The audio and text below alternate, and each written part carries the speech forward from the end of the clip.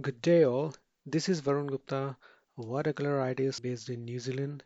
You can find more details about myself and my paintings at www.varunguptaart.com. Details are in the description of this video as well. I will share few watercolor tips, story behind the subject, paint, brushes, and watercolor paper that I have used. Enjoy watching and don't forget to subscribe the channel. Thank you again. Good day all. In this fourth video, again the subject is landscape. The main focal point on this subject would be clouds and the sky and some of the reflection and the shades on the ground, or you can say the hill. So let's crack it. I've started working on this on the dry paper. It's not that wet, so it's first wash using ultramarine blue um, to cover a little bit of a sky, using Payne's gray from Camlin to give a darker shade for the clouds. So if you would notice about the clouds, they have darker values uh, um, at the bottom of the cloud, whereas the lighter values at the top of the clouds because of the shades from the other clouds. So adding in this scene more darker values from phthalo blue from Reeves to give an impression of the far-sighted clouds in this scene. Also using the mix of ultramarine blue and phthalo blue in the middle of that section to give an impression of the darker clouds. Adding some of water to remove the hard edges to make the edges soften. I'm using Da Vinci number 8 brush at this point, and in the with the mix of number 3 Art Secret brush. Both are watercolor brush and they hold lots of water in it without uh, dipping them again in the water tub. So at times, I find these brushes really useful for these kind of paintings. A little bit adding perspective over there with more darker values and trying to create a scene that a larger area of clouds are being covered over that in that scene. Adding more phthalo blue underneath to give some of the darker shades in that, um, removing the hard edges. It is important in the landscape painting that you keep the focal point um, at the center, or if it is not at the center, then you would try to convey the story.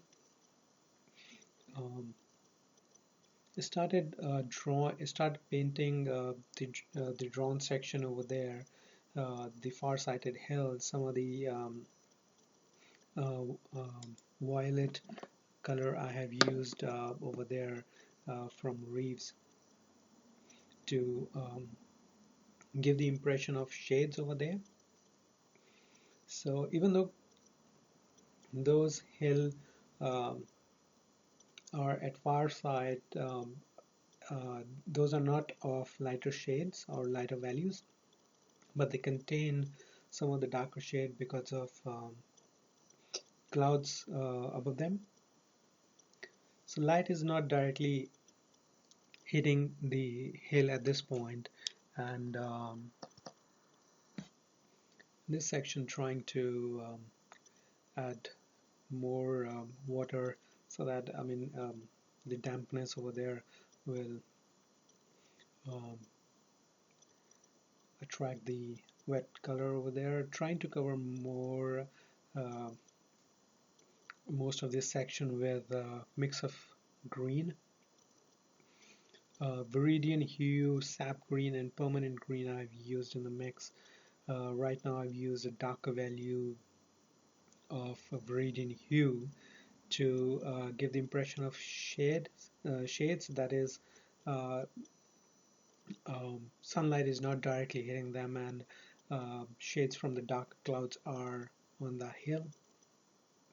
Lighter values of the green, that means the cloud above that is not stopping the sunlight, and sun is directly hitting that area.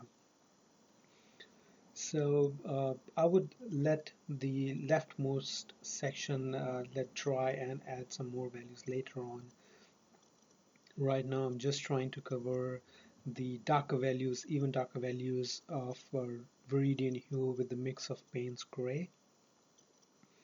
So now you can um, imagine the impression of values over there and the shades and lights over there on that hill.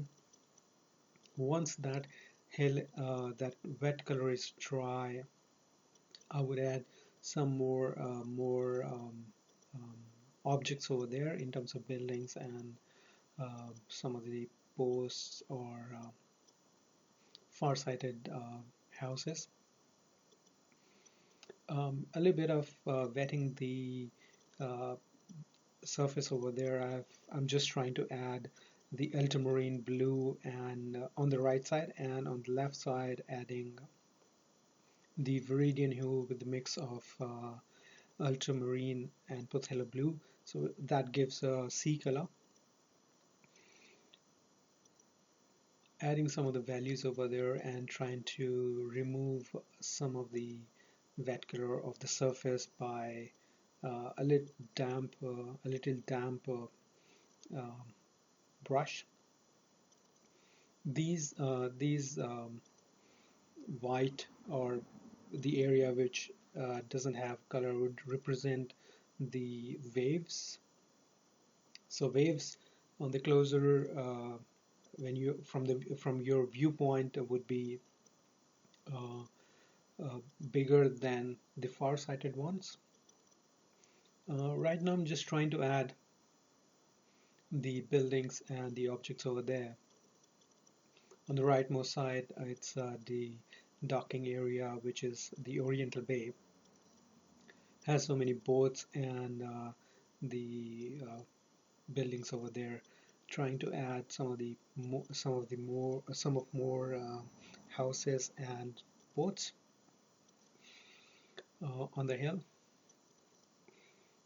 I'm just using the Chinese white directly from the tube, not mixing it with water, so that it has got more um, uh, concentrated values over there from the darker surface. So when you add lighter values on the darker section, it reflects the light and bounce back the impression. Um, Adding some of the boats on the far side, and using vermilion red color from Camlin to add the boat over there, which is really far-sighted. I'm not sure if you can view it, which is in the middle of the section. Adding a tower over there, which is a highlight on the Mount Victoria. Adding darker values over there to give more meaning to this landscape view.